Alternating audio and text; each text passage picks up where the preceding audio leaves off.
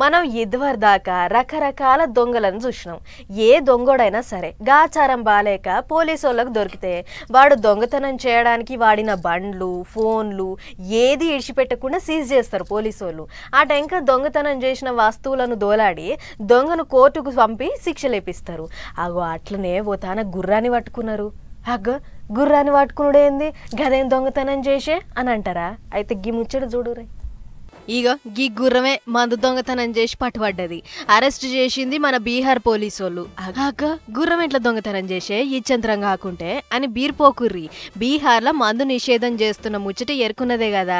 అట్లా మందు దొంగతనంగా పట్టుకుపోతే తోముతుర్రట అక్కడి పోలీసోళ్ళు. అందుకే కార్లు బైకుల మీద పట్టుకుపోతే వట్టిగా దొరికిపోతున్నామని సోచాయించిన ఓ దొంగోడు వెరైటీగా ఈ గుర్రం ఆలోచన చేసిండన్నట్లు. అయితే ఓ 50 లీటర్ల మందును ఈ గుర్రం మీద స్మగ్లింగ్ చేస్తుంటే ముచ్చట చంపారణ్ జిల్లా నౌతన్ పోలీసోళ్ళకి ఎరికైంది. ఈగేముంది, అడ్డం తిరిగి పట్టుకోవాలని చూసిర్రు. అయితే అంతే, దొరికితే ఈపు సాపైతదని గుర్రాన్ని ఇడిచిపెట్టి వాడు గిల్లయిండు. షిడిమల దొంగోడు తప్పించుకొని పోయేటాళ్లకు పోలీసోళ్లకు ఏం చేయాలో సమజ్గాలే. దొరికిన గుర్రాన్ని తెచ్చి గిట్ట స్టేషన్లా కట్టేసిర్రు.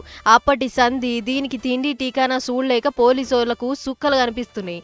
దినం గుగ్గిళ్ళు, గుడాలు, బెల్లం, శనగలు తెచ్చి మేపాలంటే ఖర్చు తడిచి మోపడైతుంటే గా ఖర్చులన్నీ పోలీస్ స్టేషన్ బరాయిస్తుందట. ఇక మేపి యాస్టగన్న పోలీసోళ్ళు దీన్ని మేపుడు మాతోని కాదని ఆయనత గుర్రాలను చూసుకునేటోళ్లకు పిలిచి వాళ్ళకు అప్పచెప్పాలని చూస్తున్నారట. ఓ కాళ్ళ అదే గనక అయితే మొదలు గుర్రాన్ని కోర్టుకు పట్టుకుపోతారట. మరి ఆడ బోన్ల నిలబడి గుర్రం నోరిపి ఏం నిజం చెప్తుందని అనుకుంటుర్రో ఏం పాడో గాని గా కోర్టు చుట్టూ తిప్పుడు అయిపోయినాక దీన్ని వేలంపాట చేస్తారట. చూడు గుర్రాన్ని మేపలేక పోలీసుల తిప్పలు ఎట్లున్నాయో. గుర్రాన్ని అరెస్టు చేసి ఏం సాధించినట్లు, జేబులు బొక్క తప్ప అని అనుకుంటూ రుగ్గి ముచ్చట చూసిన పబ్లిక్.